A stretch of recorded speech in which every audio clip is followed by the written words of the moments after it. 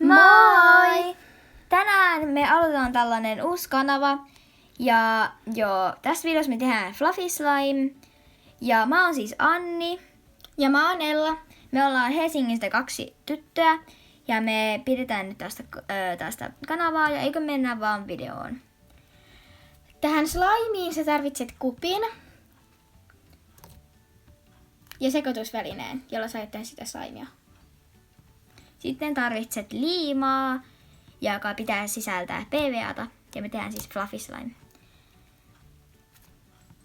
Kaada sitä sit sen verran, kun sä niinku haluat laittaa siihen. Mutta sitä ei tarvii hirveän paljon aina.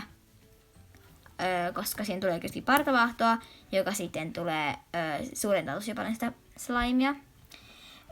Ja sit kun sä oot laittanut ton liiman, niin sit sä laitat partavahtoa siihen aika paljon, tän reilusti.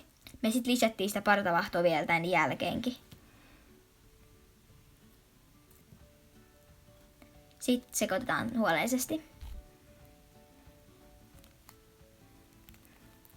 Sitten kun sä oot sekoittanut, niin tässä välissä sä voit lisätä väriainetta. Halutessasi. Ja sitä me otettiin ainakin tussista.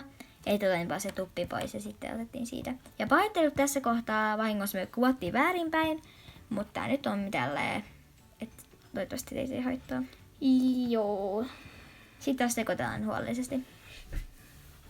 Ja sit kun sä oot sekoittanut sen, niin sitten aktivoidaan. Me laitettiin pari ripausta ruokasoodaa sinne. Ja sit kun me ollaan laitettu ruokasoodaa, niin me laitettiin sen jälkeen piilolissinestettä.